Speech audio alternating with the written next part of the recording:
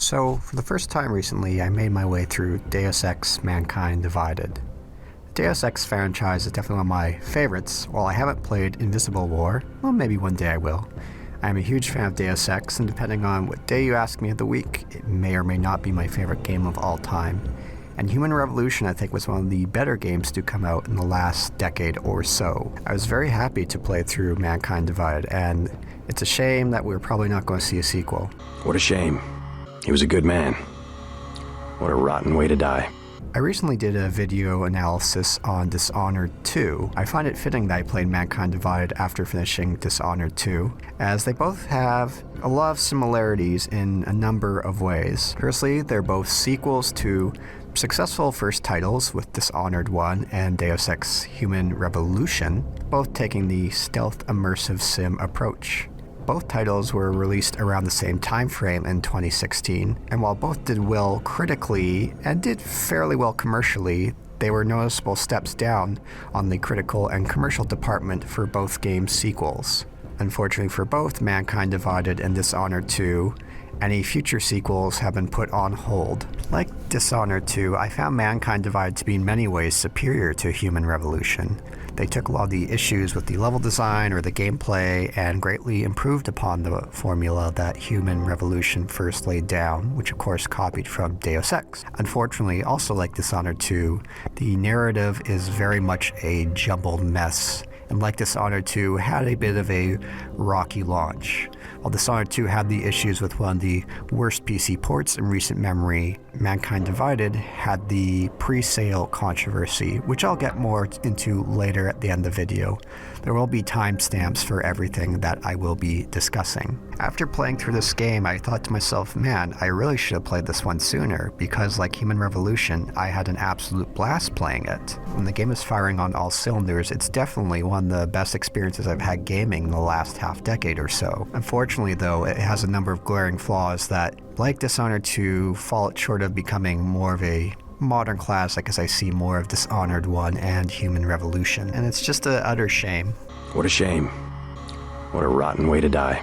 We won't be seeing any more Deus Ex or Dishonored in the near future due to their lower sales than were expected, and as the immersive sim genre on a whole seems to be on a bit of a comatose. And the talented team at Eidos Montreal is now working on a Avengers game, which I'm sure will be fine, but really, do we need any more Marvel? With Cyberpunk 2077 few months away, let's look more into the cyberpunk genre at Deus Ex Mankind Divided and why it's worth your time playing in 2020. Dormant experimental AUX. You wouldn't know anything about that, would you? Adam, you know the decisions I made for you 2 years ago. Yes or no? No! For difficulty, I picked Gimme Deus Ex mode for the highest difficulty on standard. I recommend everyone to play it at this difficulty. My computer's it's about 5 years old laptop, so some of my footage here is a combination of my own and others. When I played this game, I played without the mini-map HUD, and so I couldn't see, I turned off like objective markers, couldn't see real guards' line of sight. I've done a previous video on how mini-maps ruin games, card here, and it'll be in the description below. I'm very against games being built around the mini-map, but however, I'm happy to say that with Mankind Divided, this game is very playable without it. Even quest givers will tell you exactly where to go when you're doing things for them. I traced our hacker snoop to an unrented apartment, top floor, 33 Hull Avenue, just down the street. This guy walks by us every single day. And that is huge, and the fact that Eidos Montreal did this little thing did so much more for making the game that much more enjoyable. I'm going to come back to the points in regards to enemy sights and radars later in the video. In Mankind Divided, I also didn't take the social queue AUG at all because I felt in Human Revolution it made those conversation battles just far too easy. And I always found these conversation battles were some of the most interesting parts of Human Revolution, which they carry over here as well. Unfortunately, it's noticeable that there are fewer this time around, but they are still some of the more interesting moments in the game. My approach to the game would be mostly on a stealth and non-lethal basis, but if shit did hit the fan, I would mix it up and go lethal when need be. I know these kind of games are easy to get into save scumming territory. I've done a video on save scumming, which you could find here. I plowed through and made sure that I lived with the consequences. Early on in the game, I failed one of the conversation battles, which did have a noticeable impact on how my game turned out, looking into what could happen otherwise. If you are going to play this game, I do recommend not resorting to save scumming, and it's only okay if you want to go clown around for a bit and throw fridges at people. People and I will resist you. I thought you were a pacifist. I am. But I'm more than a leader. I am a symbol. That is why you wish to erase me. Let's talk about the core gameplay loop of Mankind Divided. So this is more like when you are on missions directly or doing quests, as opposed to walking around the overworld, although a lot of it does carry over. You could always go with direct assault with guns. While it doesn't feel as solid as other shooters, it's still good enough and totally a valid option, and when I had to, it did feel still fairly satisfying to take enemies down that way. In some scenarios, you can also make use of dialogue to get by areas depending on how you do with that. Again, these conversations battles can be some of the more interesting moments in the game, as I mentioned earlier. You also have the ability to do a lot of hacking to get around things, whether you want to turn off security cameras or turn turrets on enemies. As I didn't put any praxis points into anything with tagging enemies or the radar, I did have a fair amount of praxis points left over that I could make use of for hacking. The hacking minigame is still more or less the same as it was in Mankind Divided, and I felt here it had the right balance of not feeling overly repetitive as it comes to other games with similar hacking minigames. See the Bioshock, especially Bioshock 1 for example, but it's also still tense enough that when things go wrong, it still had that flavor of excitement, and when you're trying to hack everything before the timer runs out. And of course, there's the stealth option, the one that I make the most use of, and the one that the game is built most around. And of course, using all these in combinations give you a lot of interesting options in how you want to approach things. With your AUG abilities, you get even more choices of how you want to change things up if needed. Of course, if anyone's played any of the Deus Ex games, we all know the use of vents. I know this has been a problem since the first came in Human Revolution, and maybe I was just more aware of it in Mankind Divided. I felt sometimes designers resorted far too much in vent systems for getting around in regards to stealth. I'd always try to look around and see if there are other parts that you can make use of for stealth rather than the vents, and usually that was the case, which I'm happy to report on. Also as well, sometimes it's a case of spot the vending machine, move it, and oh, there's the vent, now you can skip by all these enemies. That could be a bit grating, no pun intended.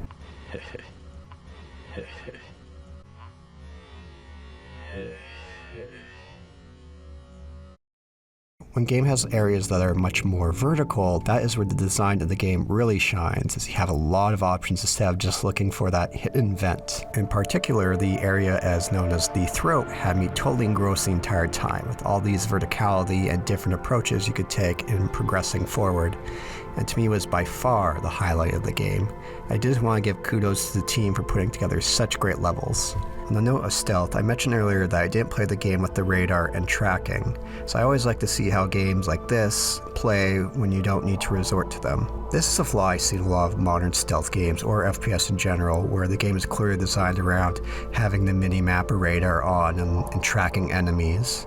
I will say though, at least the game can justify having a radar or mini-map or seeing guards' line of sight due to the fact that you could just say, well, it's the AUGs doing it. So at least the game does have that built into it. I still hold the original Thief games as the gold standard for how you should be implementing stealth. All you really had was a bar indicating how visible you are, and due to sound positioning you could tell where guards were and where you were and how loud you were depending on the surfaces.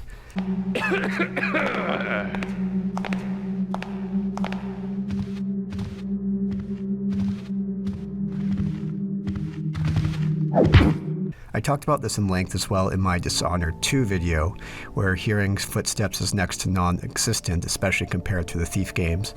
Unfortunately, the same case happens here in Mankind Divided. You can't really rely on sound to stealth your way through levels. What is unique to Mankind Divided compared to Dishonored 2 is the game switching to a third-person mode when you're in cover, and I find that could be a bit of a compromise in regards to stealth. I have to say, it could be quite fun darting from cover to cover, rolling around to get to your destination. I found it quite satisfying to make your way through an area doing this and getting the ghost experience points. While I still yearn for stealth games to return more of the Thief model of relying more on audio cues like footsteps and different surfaces, Mankind Divided is still quite satisfying when it comes to the stealth front.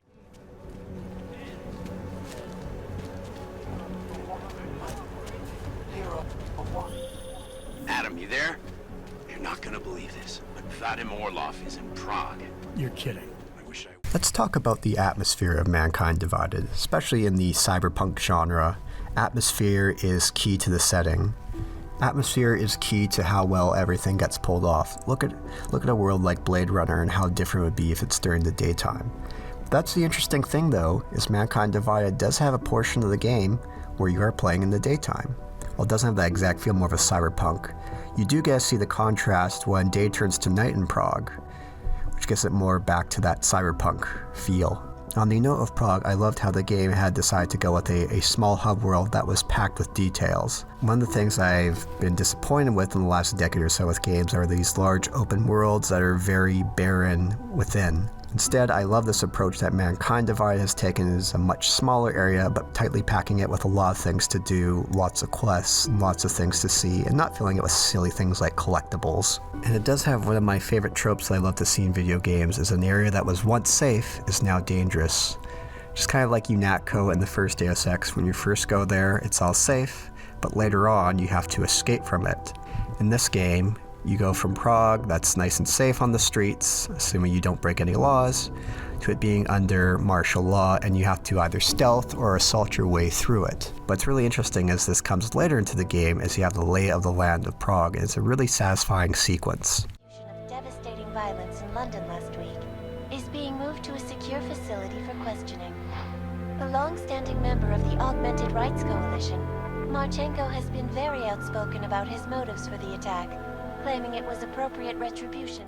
Let's now talk about the narrative. In a nutshell, the narrative of Mankind Divided is an absolute jumbled mess. I'm going to link to videos by a YouTuber known as Smudboy. There he is in the card, and I'll link into the description. He does a much more thorough breakdown of the plot and does a great job of pointing out what works with it and what doesn't. Now the thing is, with the setting of Deus Ex and Mankind Divided, there's a lot of really interesting ideas here, lots of interesting quests, especially the side ones, but again, this overall narrative is just a jumbled mess of a bunch of ideas that either should have been cut down and focused on more, or taken things more to a smaller scale. And now of course these games are about global conspiracies, but if the game wanted to go that way, it should have either done that much earlier on, as opposed to having it sitting in the background for most of the game until more of the end. I did a previous video about politics in video games and where they should be kept in or stay out. Card here, link will be in the description. I talked about how games can tackle political issues in a way that's tasteful and adds to the narrative. Now this is where one of the things I feel that Mankind really drops the ball. They lay down a lot of interesting questions to be asked about augmentation, have a lot of interesting things to say about augmentation. And unfortunately, they also try to pull from a lot of current politics as allegory. But the thing, unfortunately, about especially when it comes to the main narrative, is the more interesting things said about these questions that the game asks are in the side quests. Now, let's talk about the side quests. Outside of the throat level, which is part of the main critical path, the side quests are by far the best parts of Mankind Divided. In these smaller scale quests, we get to see more of the impact that the narrative has on people, instead of just walking around the world and hearing cops yelling at people on the streets. Dealing with things like underground crime, breaking into banks, personalities being implanted into others. Heck, there's even a quest line for Adam that puts enough pieces into place that he may very well be a clone in this game. I'm actually going to provide a link to this in the description below. What's great about the side quests is not only does it explore some of the themes that the game talks about at whole, but also a lot of them do tie in with the main narrative and have an impact on the main narrative, which is fantastic to see. Fortunately, a lot of games will have great side quests that have absolutely nothing to do with the main plot, but I'm happy to say here in Mankind Divided, that is not the case. You guys see a lot of the impacts of augmentation and all the areas considered with it at a much smaller scale. Like the main quests, there's plenty of options in how you want to tackle these side quests, again, whether it's a stealth, a dialogue, assault approach. And looking up afterwards to seeing how some of these quests can turn out, it seems like the developers did a very great job of keeping track of everything and all the possibilities you could take, which they should greatly be commended for. And to develop so much content here that many players could easily just miss. For example, depending how you play the game, you could entirely miss the bank altogether. getting back to the main narrative, I do appreciate how the game begins with the in media res, so it doesn't get too long to get into the thick of things, but the in media res intro is a little clunky to be sure. The game does a decent job of the reset your powers conundrum. At the beginning of the game, you do have access to a number of AUGs that get taken away from you due to a bombing. And with that, when you go to get them fixed, you find out since the end of the last game, you've been worked on and have additional powers. This is really great from a narrative and gameplay standpoint, as we now have new powers at our disposal compared to the first game. As in sequels like this, it's always fitting to have more powers available to you, but the narrative also justifies why this is happening, which is all great stuff. And of course leads to one of the more interesting side quests you could explore and get more into depth about Adam Jensen. Bombing the train station sets off the plot, which is their main focus for a while, but then of course it kind of turns to many different things. You get to things with VersaLife, Thai Medical, the Illuminati, the Orchid, and spirals a bit of control, and the game does a fairly sloppy job of trying to tie it all together. And this would be okay if the characters were all engaging. You could look at something like the Mass Effect series, that the plot in Mass Effect 2 and Mass Effect 3 are, it's the strong characters in the Mass Effect games that keep people coming back to it over and over again. Unfortunately, for Mankind Divided, I cannot say the same thing, even though it felt like it easily could have been that way. Human Revolution did a pretty good job when it came to its characters. Although he has that gruff, edgy AAA look, I do really like Am as a character and his interactions with others. Even if his voice sometimes could be a little, well, cheesy, although it is very fitting for someone like himself. Of the major AAA characters that popped up in the last decade or so, I do feel he's one of the better ones. In Human Revolution, you had 3 great characters that you interacted with on the regular. You had your pilot Malik, you had David Seraph, and you had Pritchard. Sadly, Malik only makes an Easter egg appearance here.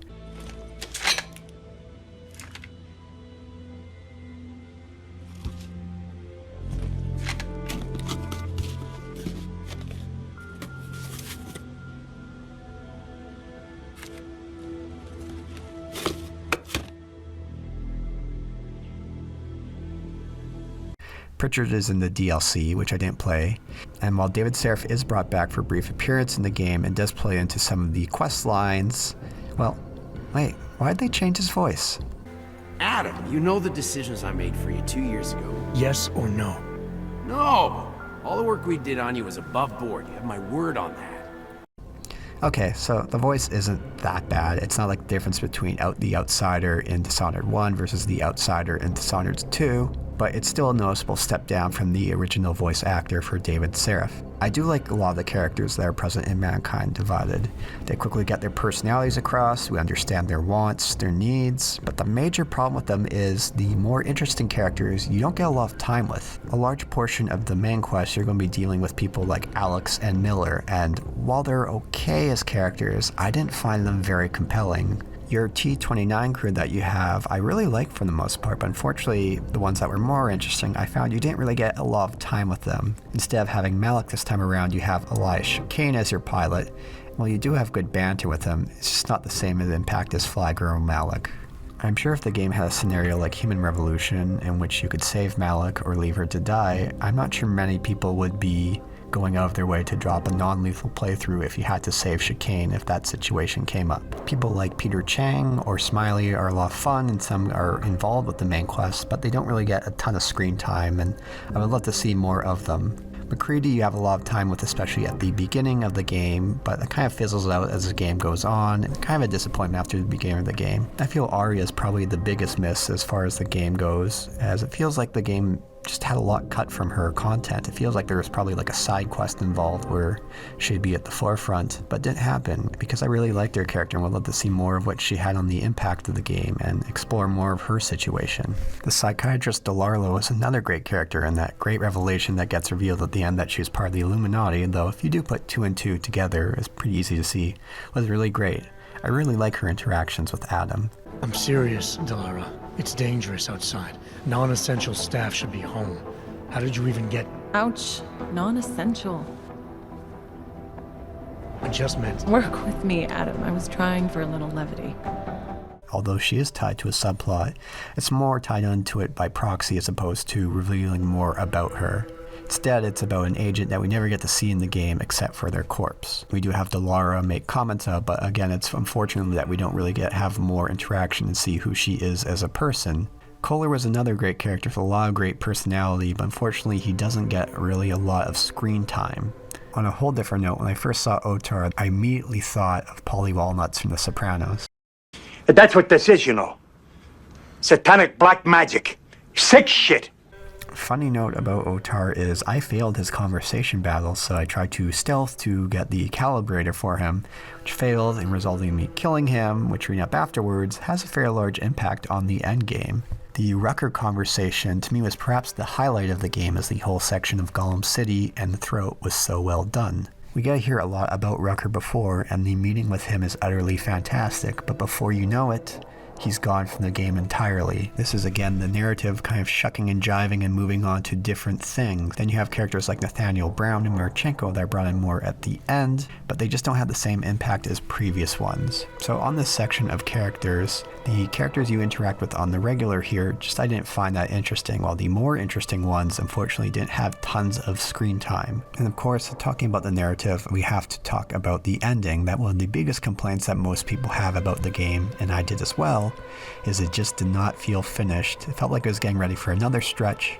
It pulls a Halo 2 and just ends for a sequel that's very likely not going to come. And the problem why it doesn't feel like the game is wrapping up at this point is because the game likes to throw so many things your way and drops focus on other things as well. In the previous video I did about politics in video games, there's a quote from Chris Avallone, who worked on games like Planescape Torment, Knights of the Old Republic 2, or Fallout New Vegas. And he had a great thing about how games should ask questions to the players when it comes to their politics, and show many different perspectives and let the player decide. And while it didn't do a great job of this, Human Revolution did do this. You could have taken the approach with the Illuminati to control things more. You could have taken the approach with David Seraph to drive augmentation forward. You also had Hugh Darrow and tried to end augmentation altogether, or the other ending of letting it burn all to the ground. And the game did lay out the question and gave you these different perspectives on it, and then gave it to you as an answer. Mankind Divided, however, this doesn't really happen. It says a lot up front. The game really didn't do a great job of laying out the question and giving a bunch of different perspectives on it. The game does have an interesting premise. After the AUG incident that happens at the end of Human Revolution, how does the world go about treating AUGs? This is a really interesting question, and while it does delve into it, it feels less of a let's show different perspectives and let the player decide, as opposed to being more black and white. Let's look now into why the game can be seen as a bit of a failure. I know what's going on here. I know there's no one else out there. I ran into an old friend of yours. The name Cipra mean anything to you? You mean Dr. Cipra? Now, I don't want to say the game was an outright failure as far as when it comes to sales, although it was considered a sales disappointment by publisher Square Enix. I couldn't get a gauge of what the actual sales numbers were, but they were quite a bit lower than Human Revolution. Square Enix as a publisher has a reputation of aiming much higher for sales than they turn out to be. This is the case for Mankind Divided. This is the case of Tomb Raider in 2013, when shortly after it came out, they were disappointed only had sold 3.4 million copies. Now, I touched upon it earlier in the video, but now let's get more into the pre-order controversy. Between the launch of Human Revolution in 2011 and the 5 years of Mankind Divided in 2016, we saw a lot of the rise of microtransactions and pre-order bonuses that started to make its way away from the mobile and free-to-play world into multiplayer PC and console games, and even into single-player campaigns. About a year before the release of Mankind Divided, there was the Augment Your Pre-Order campaign, which was a big point of controversy, in which players got to choose pre-order bonuses amongst a set of tiers, and the more pre-orders that were put in place, more bonuses would be unlocked. The media and gamers outright rejected this, and luckily they did course correct fairly quickly on that front. However, this sentiment did live on. You can look at the Steam page for Mankind Divided and see the ratings and how many negative reviews there were at the launch of the game. Jim Sterling had a great video that goes more into the details about the publisher's shenanigans, about what went on with Mankind Divided. I will provide a link in the description below.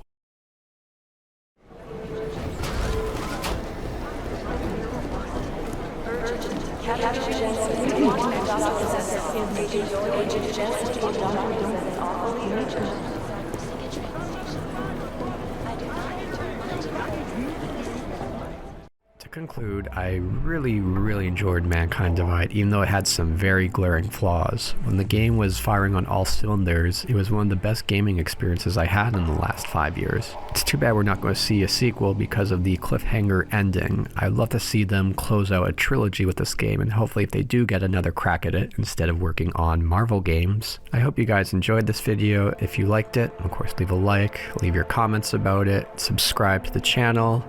Boulder Punch out.